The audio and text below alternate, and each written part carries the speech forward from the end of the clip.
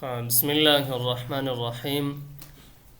موږ او تاسو درس شروع کوو. تیره ورځ د فولډر جوړولو طریقه مو ویلې چې مختلفې طریقې وي. یو چې جی یو آی او ګرافیکل یوزر انټرفیس، بل سی ایل آی او کمانډ لاین انټرفیس، دواړه مو ویلې.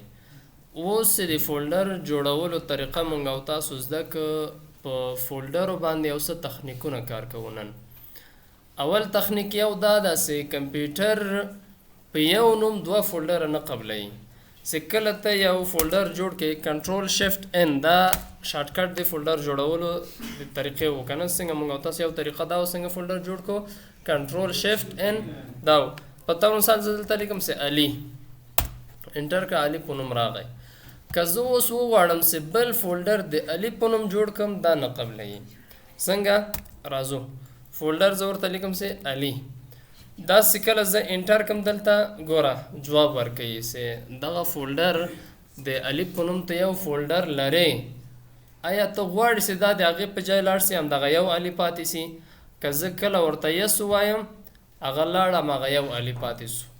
که بیا موږ او تاسو راځو زه وایم چې نه الف ولیکه انټر کومه بیا څه راځي بیا دلته وایي چې آیا ته غواړې چې دا ریپلیس سي په هماغه نوم باندې او الف نوم د هماغه یو الف پاتې سي. زه وایم نه زه نو باندې کلیک وکړي بیا نیو فولډر د نوم جوړیږي. چې دا نیو فولډر انټر کا نیو فولډر جوړ شو خو علي نوم بیا بل نه قبلوي. اوس څنګه په کومه طریقه موږ او تاسو کار وکړو چې علي نوم په ده باندې قبول کړو چې د علي په نوم 5 فولډر چې کله موږ او تاسو جوړوو هغه ټول باید قبول کړي. دا دلته راځو دوه لارې دي. علي ورته لیکو همدغه ځای کې چې دا د علي نوم د رینیم سوی چې د په دغه حالت کې دلته رایټ کلیک رایټ کلیک داسې وکړه راځئ کته انزرټ یونیکوډ کنټرول کرکټر چې لیکلی ده دلته به راسې دلته یو بل دنه انتخاب کړي چې کله د انتخاب که بعد هغې انټر که الف په نوم قبلوي. اوس بل ورته جوړو په اول کې نه قبلوه اوس شی ده اوس یې قبلوي. الف ورته لیکم بیا هم دلته راځو رایټ کلیک انزرټ انکوډ کنټرول کرکټر دا دویم ورته انتخابو. خو خبره دا ده چې هغه یو داسې یو وار انتخاب که دویم وارې بیا هماغه نه انتخابوي. مخکې ما اول انتخاب که اوس دا دویم انتخابومه. داسې کله مې انتخاب که انټر کومه بل علي نوم جوړ شو. بل یو جوړو کنټرول شفت ان علي همدلته راسته کلیک کوي رایټ کلیک راځو دې ته بل دریم ورته انتخاب که انتخاب انټر. څو دانې فولډر د الف په نوم جوړ شو؟ 4 دانې. دغسې 20 دانې هم جوړوی سي په دغه طریقه باندې. دا یو طریقه. دویمه طریقه کوم یو ده؟ اول دلته راځو وینکي آر. وینکي آر خو تاسو پیژنئ چې رن ده. رن کوم یو ده؟ وینکي آر او اس کې دا وینکي یا لوګو کې ورته وایي که نه دې باندې کلیک وکړئ ورسره آر چې ده رن راځي. دغه په دغه رن کې کر مپ به ورته لیکي CHARMAP کر مپ بل هغه به انټر کړي. چې کله د انټر که په همداول کې دغه به راواخله داسې راسې کته به راسې دلته ګوره دا خالي خانې دي څو دانې خالي دي بیخي.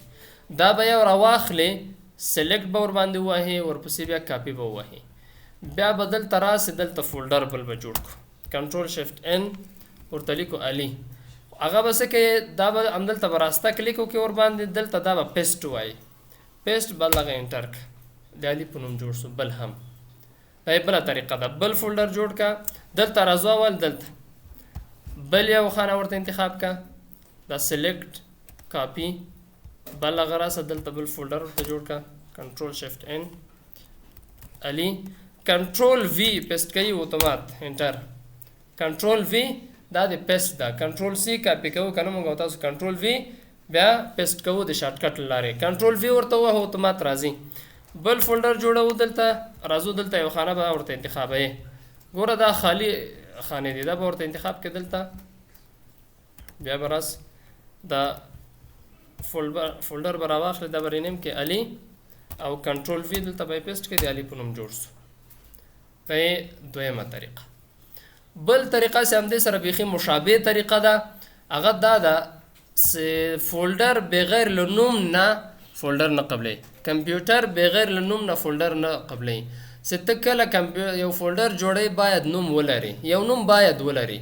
که هغه یوازې یو ټکی هم یې که نه باید خو نوم ولري. څنګه فولډر جوړو، دلته دا زه پاکوم، بیا انټر کوم، بیا نه قبلې، یوازې نیو فولډر راځي.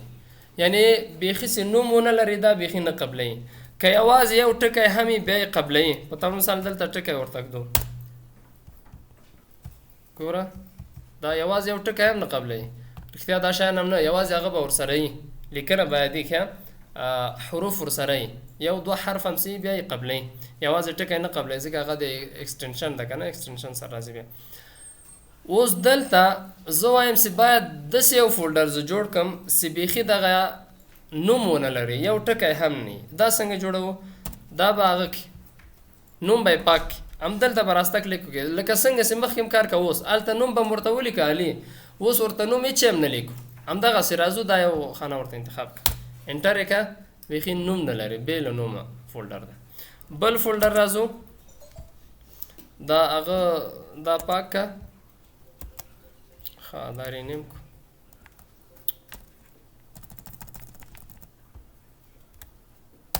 دا رینیم همدلته رایټ کلیک، دلته راځو یو بل ورته انتخابو، انټر، بیا فولډر جوړ شو. هغه بل طریقه چې و دلته موږ او تاسو کرمپ نه هم سیم کار اخیسته، دا به راواخلې یو دانه سلیکټ به یې کړې دلته، بیا کاپي او دلته به راسي، بیا به فولډر جوړ کړي. کنټرول شفټ ان، دا به پاک کړي، کنټرول وي دلته به یې پیسټ کړي، بیا به انټر کړي، فولډر بغیر له نوم نه جوړ شو. بل یو هم جوړوو، کنټرول شفټ ان، دا به پاک کړو، دلته راځو، ښه دلته چې راځي هغه بیا نیو فولډر اخلي، بل هغه بیا پس ته به هغه چینجوي. دا سلیکټ کاپي، دلته به راسي، ګوره دا نیو فولډر ده، دا به رینیم، دلته به یې پیسټ کړو، رایټ کلیک کوئ، دلته راځي پیسټ، بیا به انټر کوئ، بل فولډر هم جوړ شو. بغیر له نوم نه دوه کار موږ او تاسو وکړو، یو چې په یو نوم څو فولډره جوړ کړو، او بغیر له نوم نه څومره چې فولډر وغواړو موږ او تاسو بغیر له نوم نه هم فولډر جوړوی سو. دا یې بل سو.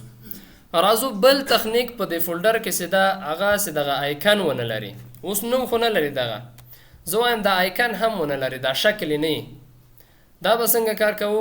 راځو رایټ کلیک وکړه ورباندې، دلته پراپرټیز ته به راځي، آخر ته بعد هغه بیا به لاړ شي دلته کسټمایز ته، آخر کې دلته لیکلی ده چینج آیکن، دې باندې به کلیک وکړي او دو خواته به راسي، دو خواته به راسي، دا خالی خانې دي، دا به انتخاب کوي، ورته انټر کا، دا اوس نشته.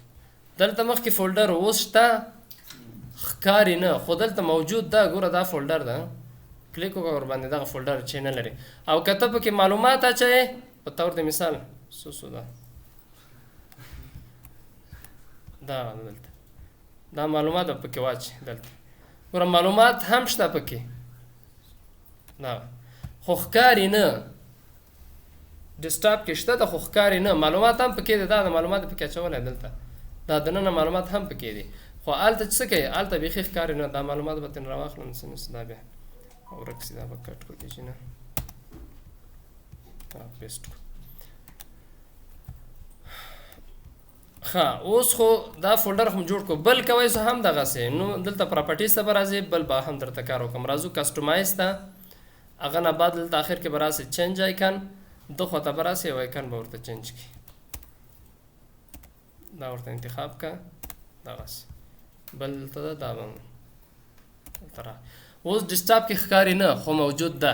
اوس که دغسې که نه، اوس ما نه ورک ده، چې دا فولډر چیرته ده، په طور مثال صحیح ده، زه یې لټومه نشم پیدا کوی. طریقه د دې د پیدا کولو کوم طریقه ده، څنګه به پیدا کوو؟ دلته به راسې دغه کوین نه لیفټ کلیک چپه خواته، دا به داسې کلک ونیسئ او ماوس به داسې راکش کړي، ماوس داسې راکش کړي، ټوله صفحه به انتخاب کړي، بل هغه فولډر درته ښکاري، دا فولډر دا یو ده، دا بل دا فولډر ده، هغه نه بغیر دغسې پیدا کول یې سخت ده، نه ښکاري که نه. په دغه طریقې سره بیا کوئ چې ته دا بېرته پیدا کړې او دې نه استفاده وکړي. پوه شو انشاءالله؟ بس